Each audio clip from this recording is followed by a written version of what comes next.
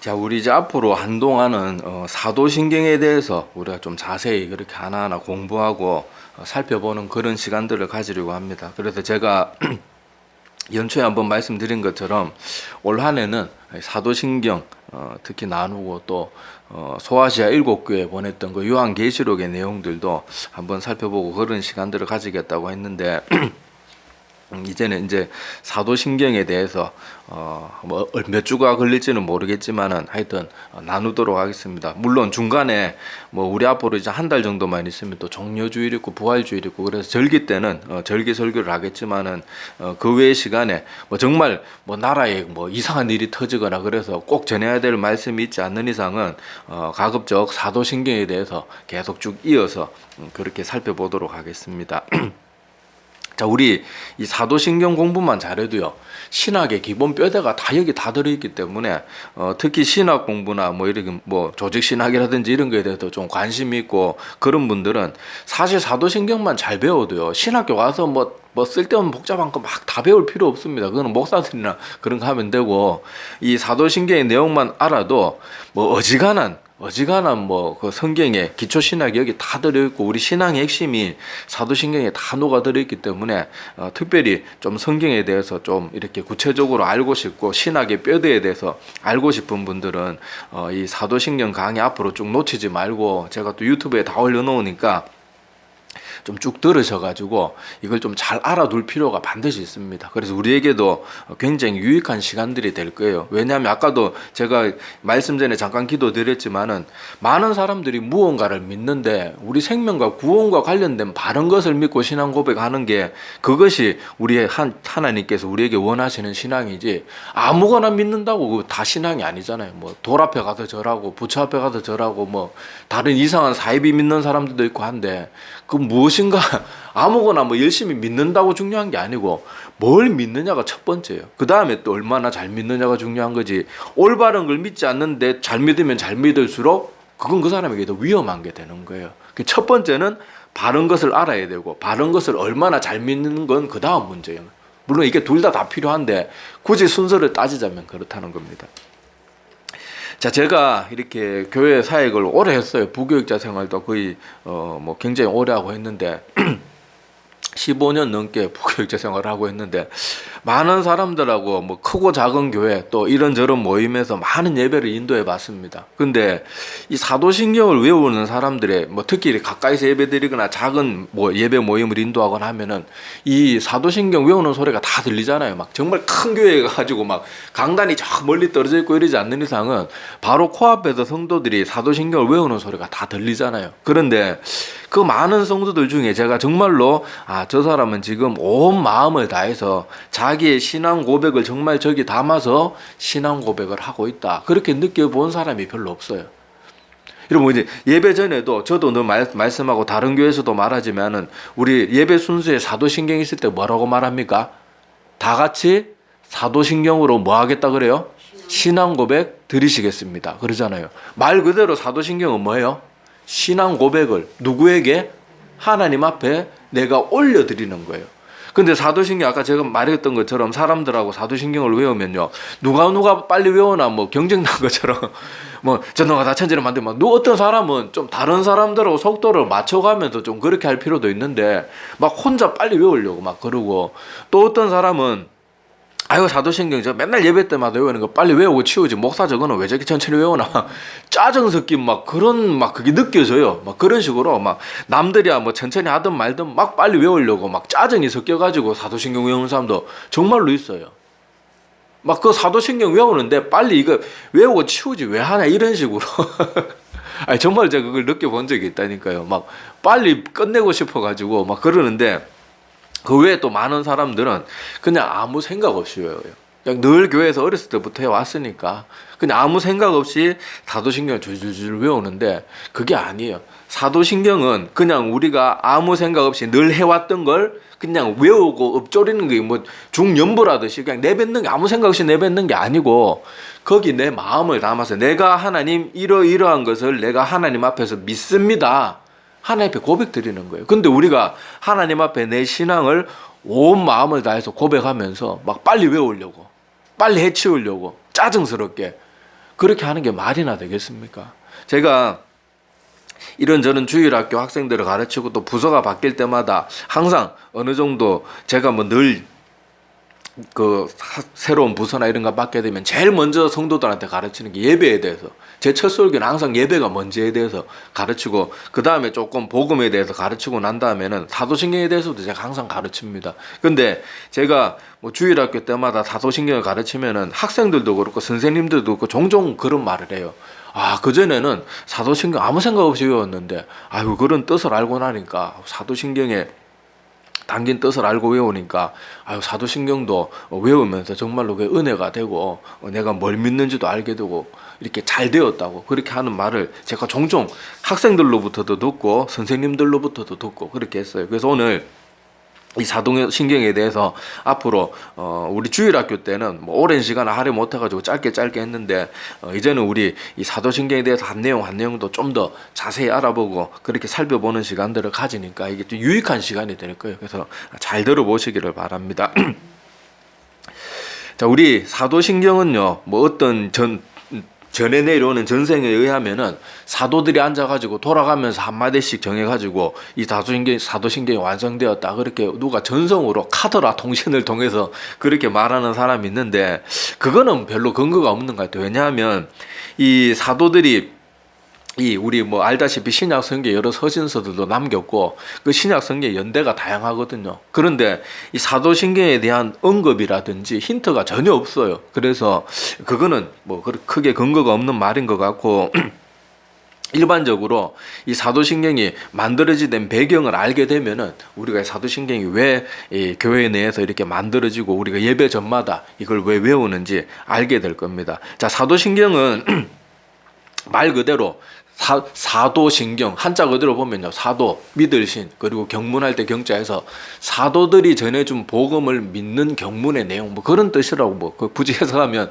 그렇게 해석될 수가 있는데, 자, 이 사도신경, 사도들이 전해준 그 믿음의 내용을 믿는 경문이에요. 근데 이 사도신경을 왜 만들게 되었을까? 자, 그 배경부터, 우리 오늘 시작 시간이니까 그 배경부터 아는 것도 중요합니다. 자, 사도신경을 왜 사람들이, 성도들이, 교회에서 과거 우리 믿음의 선배들이 왜 그 오랜 시간을 들여가면서까지 왜 사도신경을 만들었는가 하면요, 자, 예수님이 이 땅에 오시고 천국 복음을 전하시기 시작하고 또 십자가에 죽으시고 부활하셔서 모든 우리 구원 사역을 완성하시고 다시 하늘로 올라가셨어요. 그리고는 그때 수많은 12제자 외에도 우리 성경에도 나오잖아요. 12제자도 있었고 70문도도 있었고 또 주님을 따랐던 수많은 사람들이 있었다고 성경이 기록하고 있습니다. 부활하시고 나서도 그 사람들과 그냥 나는 부활한다, 그냥 메시지만 던져놓고 확 그냥 혼자 사라진 게 아니고 40일간 그들과 함께하면서 충분히 가르치시고 다시 하늘로 올라가셨거든요. 자, 그런데 이 교회가 예수님이 부활하시고 사도들에 의해서 복음이 전해지면서 초대교회가 폭발적으로 부흥을 하기 시작합니다. 그런데 항상 하나님의 복음이 전해지면 사단이 가만히 있질 않아요. 초대교회 때 이미 여러분 우리 신약 성경 보면은 계속 나오잖아요. 거짓 교사들이 나타나고요, 거짓 선지자들이 나타나고 이단들이 이 초대교회 때부터 계속해서 일어나기 시작합니다. 그래서 여러분 성경에 보면 로마서도 보면은 뭐 어떤 내용입니까? 로마서 쭉 읽어보시면은 사도 바울이 로마서를 쓰게 된 배경이 뭔가 하면은 유대교 출신의 그리스도인들이 나타나가지고 이 사람들이 예수 그리스도를 믿는 십자가 복음만 가지고 구원받는 게 아니고 구약에 나오는 할례도 받아야지 진짜 참된 신자가 된다, 이러면서 거짓된 가르침을 막 퍼뜨리기 시작한 거예요. 그래서 로마서가 기록이 되었고, 갈라디아서는 또 왜 기록되었는가 하면은 또 거짓된 그런 유대주의나 그런 아니면은 종교주의 이런 거에 빠진 사람들이 자꾸 믿음만 가지고 중요한 게 아니고 우리 어떤 절기도 만들고 그런 절기, 어떤 행사 이런 것도 잘 지켜야지 그게 하나님 잘 믿는 거다, 이런 식으로 해서 사도 바울이 또 갈라디아서를 쓰게 된 거예요. 그리고 여러분 뭐 그 외에도 뭐 요한이 썼던 서신서 이런 것들 보면요, 이단들에 대한 언급이 직접 나오잖아요. 이단들은 너희들이 가서 인사도 하지 말고 집에 들이지도 말고 막 그렇게 하는 내용들이 기록돼 있잖아요. 자, 그래서 이단들이 초대 교회 때 막 교회들이 폭발적으로 부흥하는데 이단들과 성경을 잘못 이해한 사람들이나 그걸 이용해서 아까 제가 말했던 것처럼 유대주의 출신자들이 교회에서 자기 영향력을 나타내가지고 목사들도요, 다 올바른 목사만 있는 게 아니에요. 자기 힘만 드러내려고 하는 목사들, 거짓된 목사들도 뭐 흔히 우리 말하는 사꾼 목자들도 분명히 있거든. 그 사람들은 성도들이 영혼 구원은 관심 없어요. 어떻게 하면 성도들한테 헌금 많이 걷고 내 영향력을 많이 퍼뜨리나 그런 거에만 관심 있는 아주 타락한 사람들도 분명히 있거든요. 근데 초대 교회 때도 그런 사람들, 심지어 이단들이 우후죽순 일어나기 시작합니다. 그러니까 교회 나온 지 얼마 안 된 사람들, 여러분 보세요. 신천지 같은 경우에 교회 다니는 사람들 포섭하잖아요, 주로. 근데 그 중에는요, 장로 권사들도 있고 심지어 목사들도 신천지에 나와하는 사람들이 있어요. 그런데 이제 교회에 나온 지 얼마 안 되고 초대 교회 때는 지금처럼 신학이 발달하고 막 성경이나 무슨 교재가 발달한 시대도 아닌데 잘 모르는 사람들에게 거짓된 사람들이 접근하면은 얼마나 쉽게 빠지겠냔 말이에요. 그때는 또 성경이 지금처럼 잘 보급된 것도 아니죠. 그리고 지금 우리가 성경이 이렇게 잘 보급돼 있어도 목사들이 설교 때마다 그렇게 성경 열심히 봐야 됩니다. 봐야 됩니다. 그래도 성경 안 읽는데 그때는 성경조차 구하기도 힘들었으니까 얼마나 더 영적으로 열악한 환경 가운데 있었겠냐고요. 그때 이단들이 나타나서 많은 사람들을 거짓된 가르침으로 막 빠뜨리기 시작하는 거예요. 그러니까 교회는 어떻게 해야 돼요?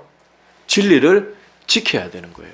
이단들로부터 우리 바른 신앙이 무엇인지를 성도들에게 알려주고 그것을 외워서 머릿속에 담아둘 수 있도록 무언가를 만들어야 되는 거예요. 그래서 사도신경이 만들어지게 된 거예요. 그래서 사도신경이 만들어진 크게 두 가지 조건이 있었는데, 자, 그 네 두 가지 조건이 뭐였는가 하면은 사도신경, 그러니까 이 성도들에게 외우도록 그렇게 짧은 어떤 경문을 만들어야 되는데 그 속에는 성경적인 복음의 내용의 뼈대가 반드시 다 들어있어야 된다. 이게 첫 번째 조건이었고, 자, 그런데 성경이 이 많은 내용을 아무리 압축해도요, 이렇게 하다 보면 분량이 많아지잖아요. 그래서 그 모든 걸 다 넣을 수는 없고, 최대한 줄여서 넣어야 되는데, 그래서 두 번째 조건이 뭐였는가 하면요, 너무 길고 어려우면 무식한 사람들이나 사람마다 이 지식 수준이나 외우는 실력이 다 틀리잖아요. 그래도 무식한 사람들도 얼마든지 외울 수 있도록 조금만 노력하면 얼마든지 외울 수 있도록 최대한 쉽고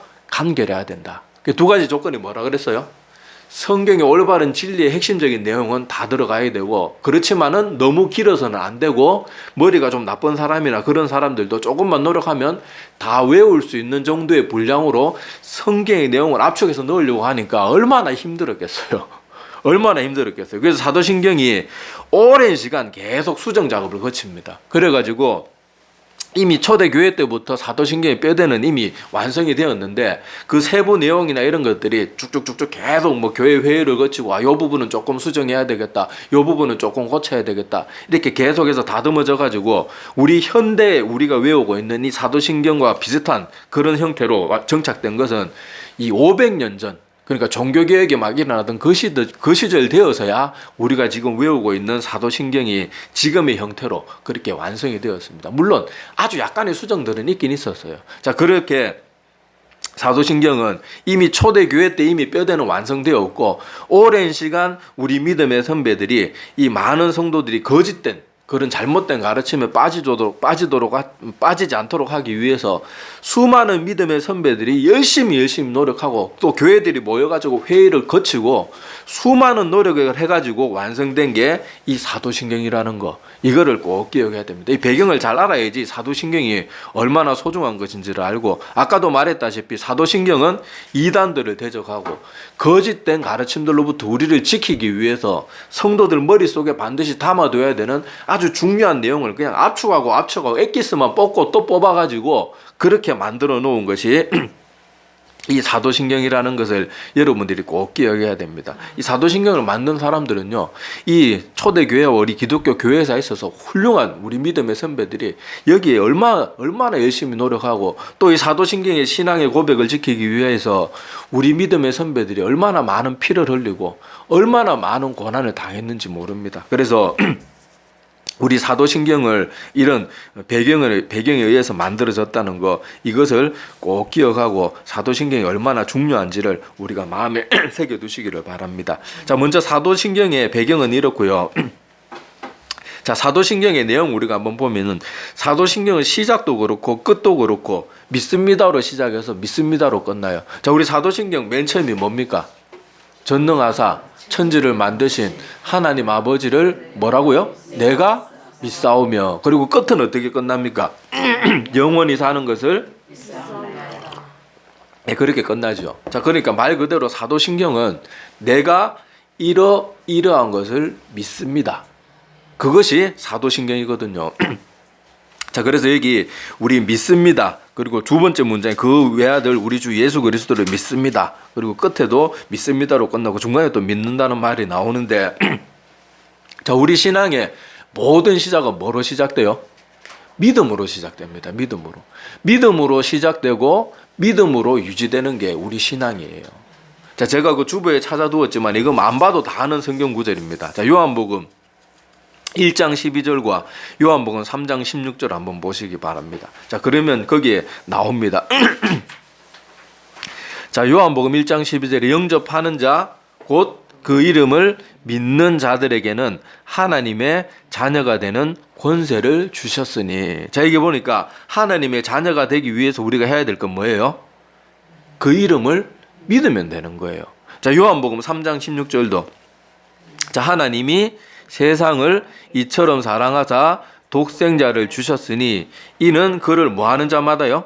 믿는 자마다 멸망하지 않고 영생을 얻게 하려 하심이라.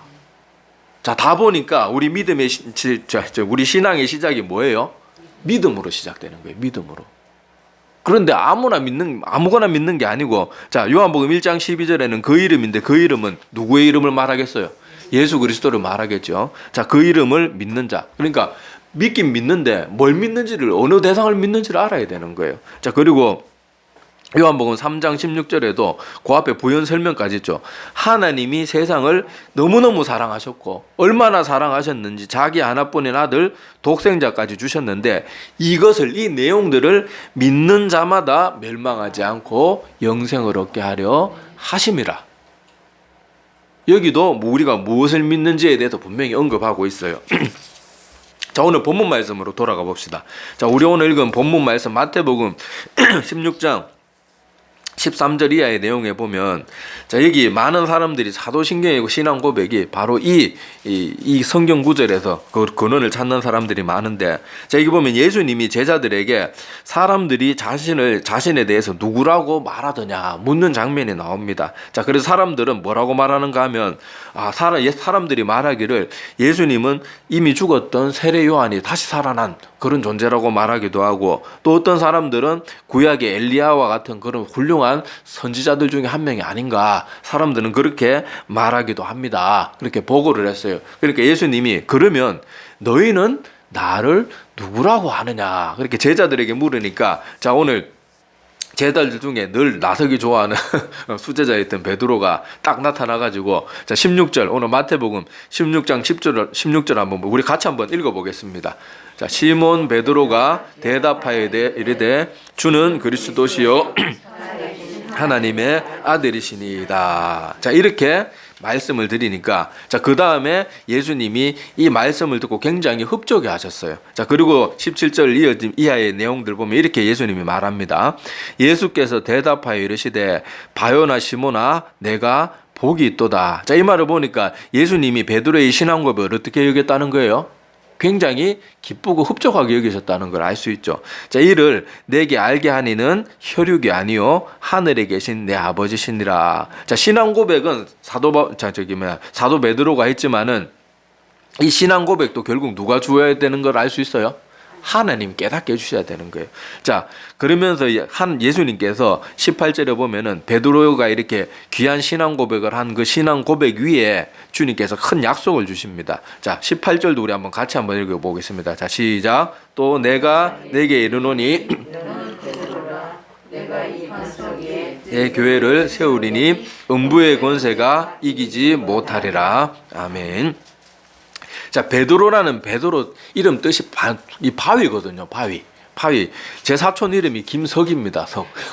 돌석자를 쓰는데, 제가 거기 베드로 이름도 그런 석자를 써가지고, 뭐 우리나라로 말하면 석자 한자처럼 이 바위라는 뜻을 가지고 있거든요. 큰 바위를 뜻하는데, 자, 너 베드로라는 그 반석 위에 뭘 세우시겠다고요? 교회를 세우겠다. 다시 말하면은, 자, 베드로가 지금 뭘 하고 났더니 예수님이 교회를 세우겠다고 약속을 주셨어요? 신앙 고백을 했더니 그 위에 내 교회를 세우겠다. 자, 이걸 종합해보면 어떤 뜻입니까? 우리 믿음은 바른 신앙 고백 위에 세워진다. 이걸 우리가 유추해 볼 수 있는 거예요.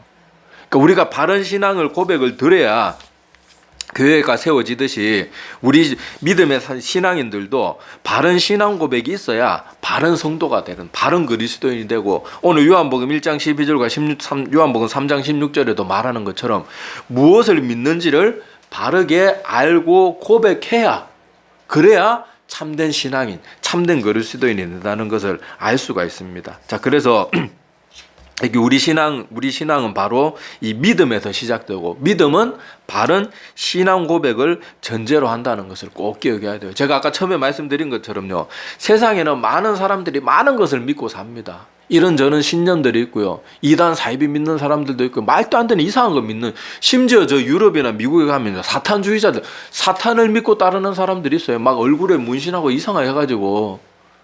그러니까 사람들이 뭘 믿느냐에 따라서요, 얼마나 사람들이 잘못된 길을 갈 수도 있고 올바른 길을 갈 수도 있는데, 우리는 이것이 헷갈리지 않고 우리가 막 연구해가지고 알아내야 되는 게 아니고, 하나님이 이미 성경 말씀을 통해서 딱 무엇을 믿어야 되는지 다 알려주시고, 심지어 이대로만 믿으라고 주님께서 신신당부하셨어요.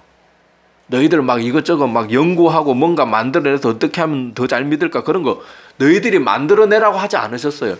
성경에서 알려준 대로만 우리는 믿으면 되는 거예요. 자, 그리고 그 성경의 내용의 핵심들이 어디 들어있다고요? 이 사도신경에 들어있으니까, 자, 오늘은 여기까지 할 텐데, 우리가 앞으로는 그 사도신경의 내용들, 그 사도신경 우리가 별 생각 없이 외우던 그 사도신경들 내용 가운데 어떤 신학의 중요한 핵심 주제들이 들어있고 어떤 내용들이 들어있는가, 그것을 잘 나누게 되면요, 앞으로 우리가 사도신경 신앙 고백할 때 아무 생각 없이 그냥 외우지 않게 될 거예요. 아, 여기에는 이런 뜻이 들어있었구나. 아, 이런 건 기독교 역사 속에서 이런 이단들에 대적하기 위해서 이런 내용들이 사도신경에 포함되어 있구나. 아, 이게 이래서 이런 내용들이 있구나. 알고 외우는 거하고요, 모르고 외우는 거하고 천지 차이가 될 거예요. 아까도 말했다시피 어린 학생들도요, 사도신경 쭉 아이들한테 가르치고 나면요, 아이들도 그렇게 말해요. 아이고 목사님, 전에 사도신경 진짜 아무 생각 없이 막 외웠는데요, 아이고 내가 그런 내용 있는 줄 알고 외우니까 사도신경도 잘 외워지고, 정말 목사님 말대로 막 외우는 게 아니고 저절로 또박또박 외워집니다. 우리가 꼭 우리 앞으로 사도신경을 쭉 배워나가면서 그렇게 신앙 고백하시는 우리 모두가 되기를 바랍니다. 그러면요, 신앙 고백을 하면서 매일 예배 전에 신앙 고백을 하면서 매일 외우는 사도신경이지만은 그 사도신경 외울 때마다 내 믿음이 다시 마음속에 또 정리되고 인간은요, 망각의 동물이에요. 자꾸 반복하지 않으면 쉽게 까먹어요. 주님께서도 뭐라 그러는 게, 성경에서도 보면은 성도들 보고 모이기를 힘쓰라 그러잖아요.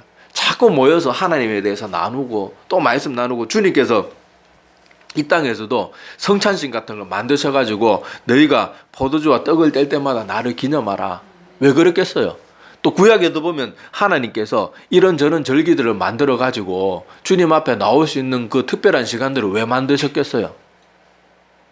안식일을 기억하여 거룩하게 지키라. 왜 그런 걸 왜 우리에게 명령을 주셨겠어요? 사람들은요, 반복하지 않으면 쉽게 까먹어요. 망각해버려요.